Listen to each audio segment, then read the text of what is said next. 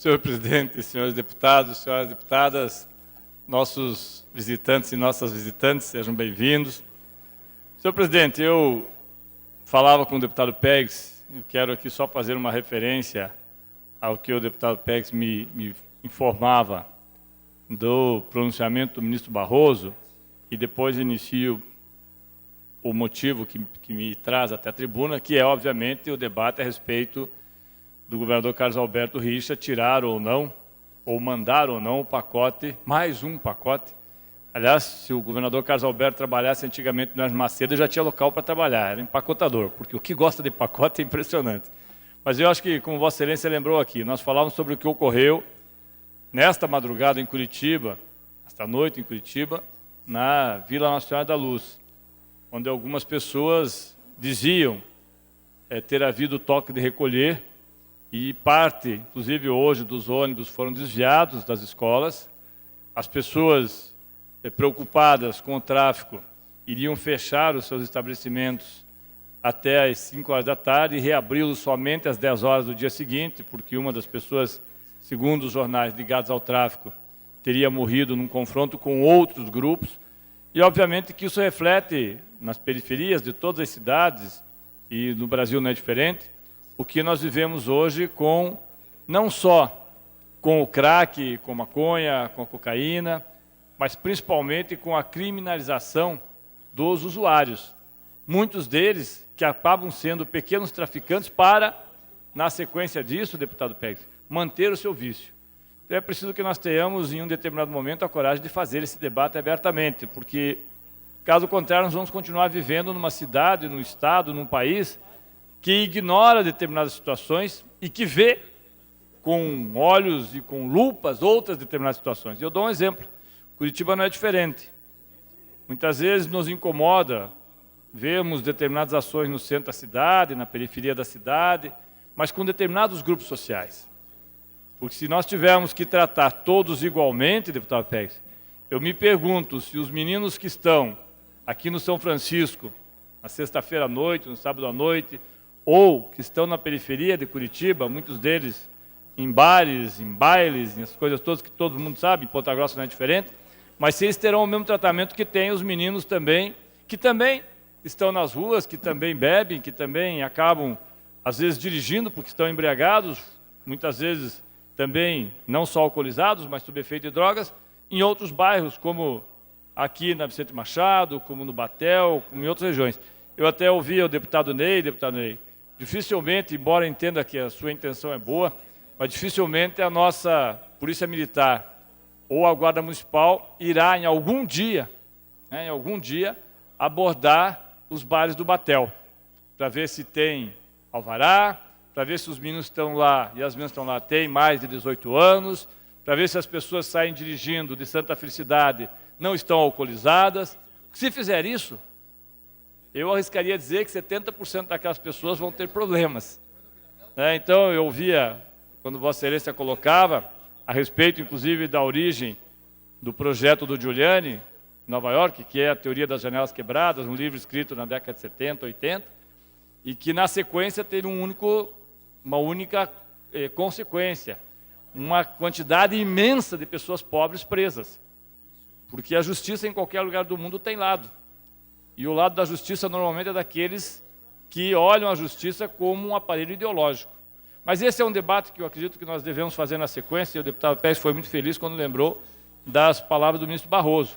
Ou nós enfrentamos esse problema, ou seremos, em algum momento, seremos atropelados por ele. Eu vou, senhor presidente, usar o horário do PT, solicitei ao líder do meu partido, porque nós estamos, deputado Maurício, num processo de um debate extremamente, eu diria que complexo, aqui na Assembleia Legislativa. Hoje, o deputado Luersen acompanhou, eu não tive a oportunidade, não estava aqui no horário em que foi feito o debate com as entidades patronais a respeito, e é uma coisa surpreendente, entre outras coisas, creio que não foi só isso, do reajuste ou não dos servidores públicos do Estado do Paraná.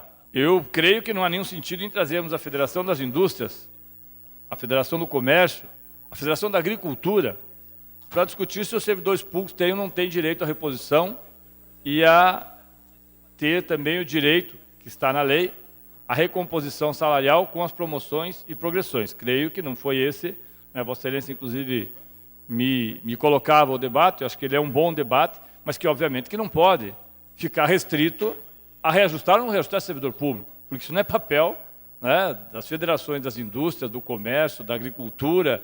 Fico até me imaginando um debate entre o senhor Ágido Meneghetti e a APP, para ver se terão ou não terão reajuste. E a APP dizendo para eles, então vamos discutir também o preço da soja, se terá ou não terá reajuste. Vamos discutir com a Federação da Indústria, se terá ou não terá uma redução dos impostos, como, aliás, foi, e com todo o direito, é legítimo, foi feito aqui durante o governo Requião, uma série de reuniões com esses segmentos para que nós tivéssemos a redução da alíquota do ICMS. Ou vamos discutir entre o Fórum Estadual dos Servidores Públicos e a Federação do Comércio se é ou não é justo que tenham servidores públicos progressões e promoções, e, ao mesmo tempo, nós perguntamos se é ou não é justo que servidores públicos não tenham, mas que os donos das lojas do comércio tenham o direito de abrir os seus comércios aos domingos. Então, eu acho que é um debate que é feito de uma forma absolutamente misturar cobra d'água com jacaré. Porque se o sentido não dá em nada, se o sentido é discutir se o Estado tem ou não tem recurso, aí eu, antes de passar a parte do deputado Pérez, eu queria fazer aqui uma reflexão com os senhores deputados, com as senhoras deputadas. Nós estamos em vias de votar a lei de diretrizes orçamentárias. E é sabido por todos os deputados que há uma polêmica nesta lei. Nesta lei há uma polêmica. Talvez seja uma falsa polêmica, mas há uma polêmica. Se nós teremos mantido pelo governador Carlos Alberto e pelo seu secretário Mauro Ricardo, ou não, se teremos mantido aquele artigo que propõe que o Fundo de Participação dos Estados, que hoje repassa à Assembleia Legislativa, ao Ministério Público e ao Tribunal de Justiça, cerca de 540 milhões de reais ano, que daria em torno de 2 bilhões nos 4 anos, ou 3 anos próximos, 2 bilhões, 1 bilhão e meio, se será retirado, portanto, esses 3 poderes, ou esses 2 poderes mais o Ministério Público, perderão esses recursos, e isso repassará para os cofres do Estado, ou se irá manter da forma como era anteriormente, através de uma emenda que possivelmente viria, inclusive poderia vir por um deputado, para ser votada em plenário, o deputado Maurício, e essa emenda retiraria o FPE do Estado e repassaria ou recolocaria novamente nos poderes já citados aqui, mais o Ministério Público. A partir daí, há 2 conclusões. Primeiro, se o Estado, de fato, tem necessidade de recursos, ele vai pedir de volta esse dinheiro. E aí me surpreende, porque a base do governo certamente irá votar favorável. Eu ouvi algumas pessoas dizendo que não votariam favorável, mas eu acho que vota favorável. Afinal, o governador está pedindo que mantenham os 550 milhões no seu cofre. Caso contrário, e isso é uma prova óbvia, que com 550 milhões há possibilidade de se pagar despesas continuadas, porque não é despesa de capital, é uma despesa continuada, as promoções, as progressões e o reajuste, com esses 540 milhões, perfeito, dá 1 bilhão, pode se pagar. Caso contrário, o governo abra mão, por um acordo tácito, abra mão desses recursos, significa que ele não precisa de dinheiro, porque a Assembleia Legislativa devolve. Os outros poderes, muitas vezes, têm feito gastos que, sabidamente, são gastos que vão muito além daquilo que, num momento de crise como esse, seria o esperado, como alguns auxílios que são feitos. E aí, senhores deputados, nós ficamos numa dúvida. Ou o governo tem dinheiro, e, portanto, não precisa que esses recursos sejam a ele devolvidos e pode pagar tranquilamente, ou o governo não tem dinheiro e vai ficar com esse recurso, o que ele possibilita também pagar, porque terá 540 milhões de reais a mais. Então, veja, toda essa polêmica que foi criada e trazido para cá vários outros elementos, e trazido às federações, e debatido com as federações, o que é legítimo, porque a sociedade toda deve participar, mas não pode ficar numa parcela como se o servidor público fosse o vilão da história. Como se nós não tivéssemos passado um ano atrás, deputado Pérez, por um processo extremamente difícil aqui na Assembleia Legislativa, onde, entre outras coisas, o governador Carlos Alberto resolveu mandar para cá um projeto que foi aprovado e que fez com que os servidores públicos perdessem 800 milhões de reais, ou 157 milhões para alguns, o que daria 1 bilhão e 300 milhões de reais, do seu fundo de previdência. Então, tudo o que o governador Carlos Alberto está fazendo hoje é nada mais do que retórica.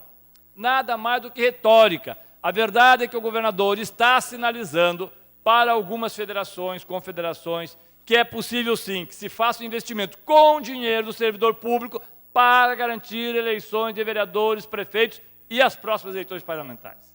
Infelizmente, do que se deduz desse falso discurso, deputado Francisquini, se tem ou não tem recurso, o problema não é recurso, o problema é para onde vão esses recursos. E aí que me desculpem aqueles que acham que tem que tirar o servidor público para colocar na rodovia ou para colocar na ferrovia. Nós já fizemos isso lá atrás. Essa casa já aprovou um brutal aumento de impostos, um brutal aumento que foi um saque na Previdência e mais ainda no IPVA, e deu o discurso para que o governador dissesse aos 4 cantos que este é o único estado da federação que está equilibrado.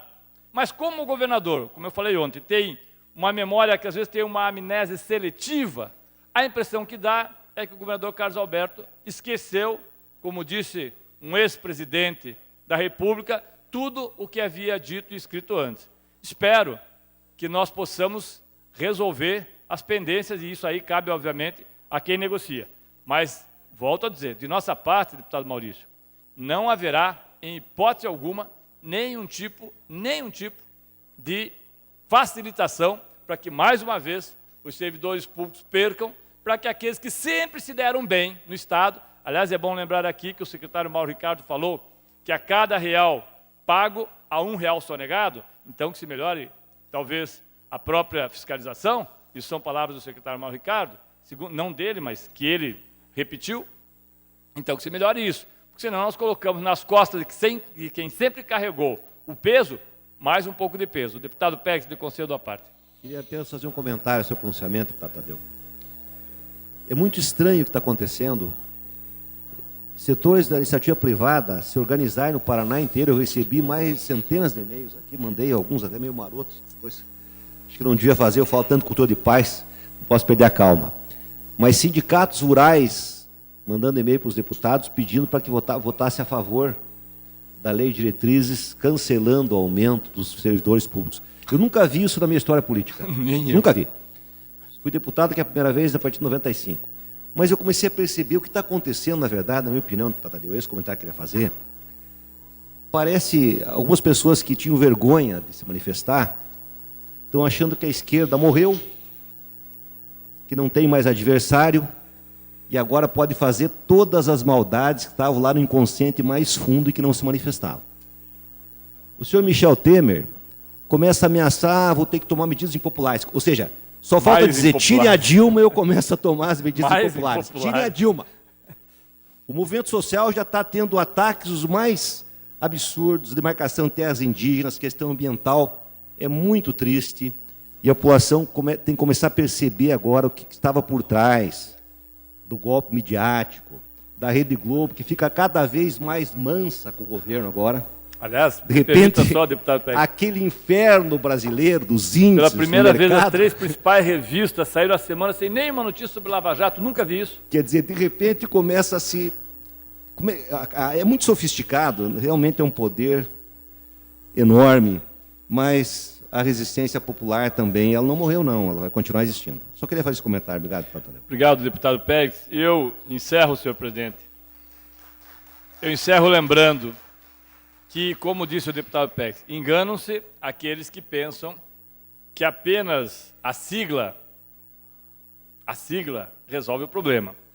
Porque mesmo estas siglas que nós respeitamos, embora a recíproca, senhor presidente, nem sempre seja verdadeira, e o senhor sabe como foi a posse da Federação das Indústrias aqui, o senhor não esteve lá, mas o deputado Romanelli esteve lá, e o quanto falaram desta casa e como falaram, a ponto de depois se desculparem, né? E como falaram de todos os políticos, de todos os partidos, então nem sempre a recíproca é verdadeira, mas nós respeitamos todas as federações. Mas as federações devem lembrar também que por trás dos dirigentes existe o trabalhador.